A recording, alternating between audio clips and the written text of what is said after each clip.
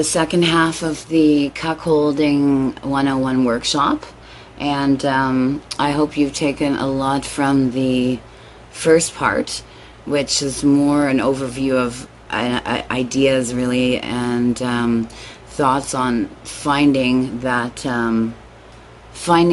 perfect stud or bull to engage with.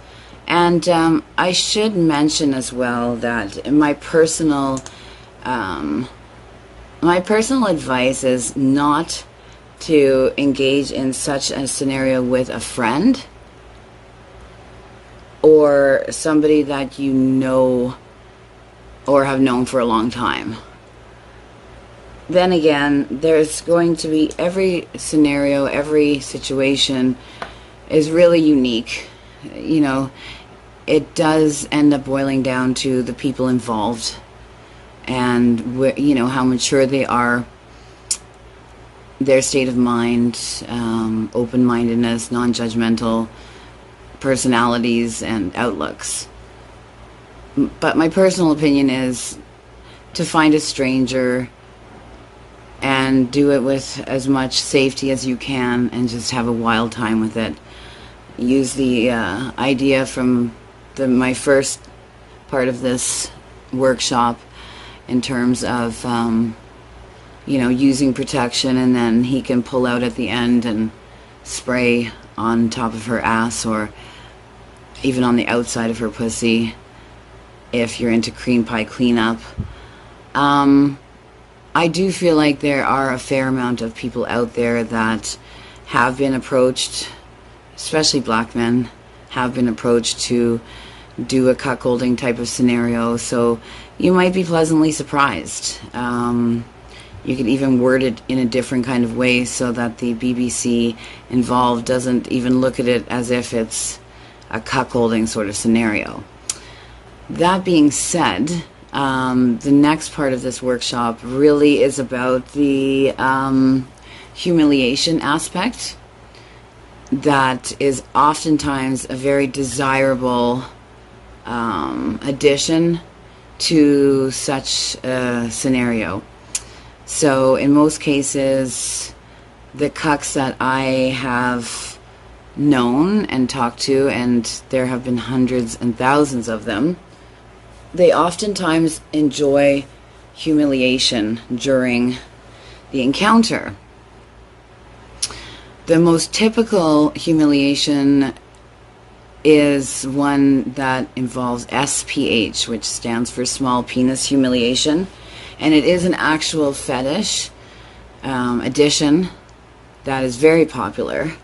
Now, as a dominatrix myself, I do have a fair amount of cucks that are in fact indeed very much unlucky down below.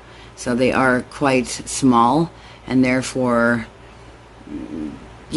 incorporating that type of role play or verbal degrading talk and humiliation is not an issue because they really aren't very well endowed. But funny enough, I have had also a handful of cucks that are into small penis humiliation, yet they are not small down below. They are actually quite endowed, and it seems to me that they would be adequately able to please their partner. So really at this point it is a matter of the woman being able to slip into, I guess, that character mode where she is able to humiliate her partner and be okay with it at the end of the day. So this could be a really tough thing, because I think that people who are involved in a role play oftentimes will maybe even start to believe themselves.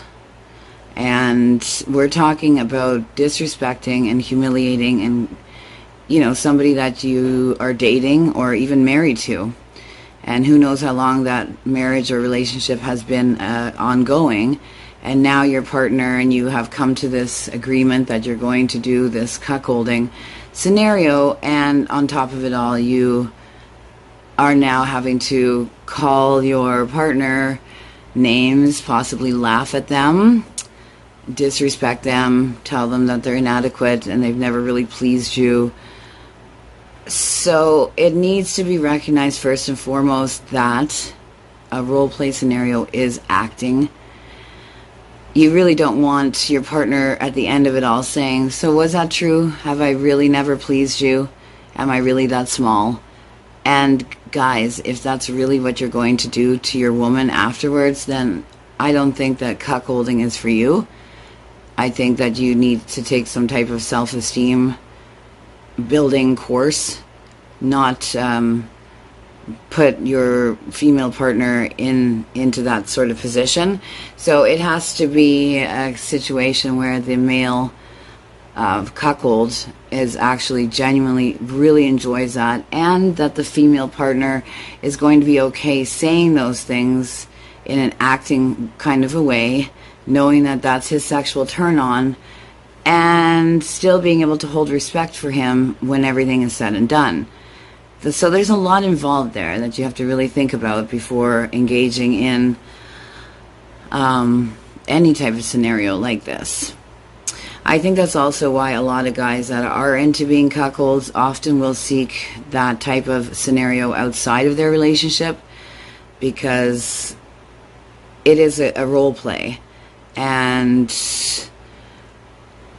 it could be definitely a fact that if you're asking your actual wife or partner to degrade you, humiliate you, call you names, talk down to you, that they could potentially lose respect for you.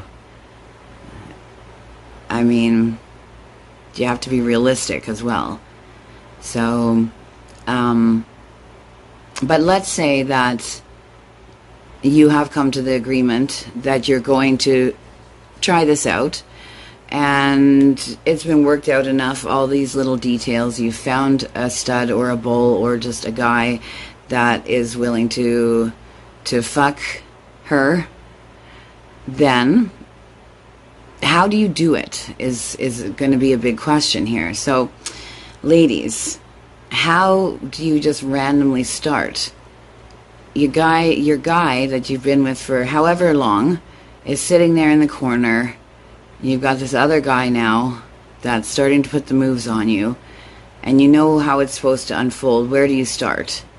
So again, because it's acting, you have to put yourself into that role play scenario. So because you know your husband or partner likes the degrading, likes the name calling, as soon as the other guy starts fucking you, you could say something along the lines of, I bet you love to watch that, don't you? Now you can see what it's like for a real cock to fuck me, because you know you don't have a real cock. There's a starting line. And as this other guy is fucking you, you could say things like, oh my God, he fills me up so much. His cock is so big. You've never made me feel like this. Your cock is nowhere close to this big. There's another example.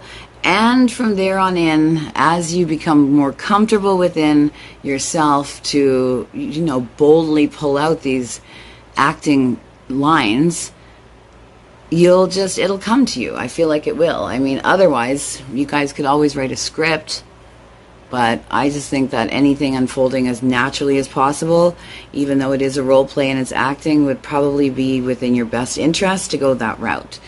So continuously, call him names. Tell him he's a little sissy, and look at you sitting there in the corner playing with yourself. You're just a sad excuse of a man, or you're just a little sissy bitch, or why don't you play with your overgrown clit since your cock is so inadequate? Things like that. There's a few very choice humiliation lines, and you could have hard limits, or your guy could have hard limits with the name calling. Maybe faggot is something he just can't stand, and he doesn't want that word used. So these are things that could be discussed beforehand, calling him a little bitch, or a dickless loser, those are all things that are okay with him, then as long as you feel okay saying them, and you know that at the end of the day, it's just going to be the two of you again, just being the two of you, just being yourself. So that's the acting side of the two of you in your sexual relationship, and then you have the real two of you in real life that you've always had. Now, in terms of degrading somebody, calling them names,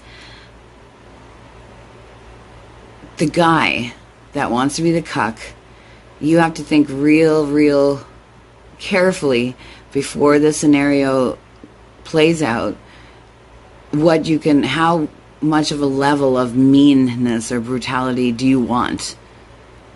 You can't have hurt feelings at the end of it. So I feel like a couple who succeeds in a cuckold scenario they both need to be very strong within themselves. They both have to be very confident people in terms of their relationship. They have to have confidence in their relationship. And it should never be used as an opening for a victimized ending, where at the end of it, the guy's, like I had described, wounded by her words or questioning if there was any truth to them, because that would actually be a very, very selfish and evil thing to use a cuckold scenario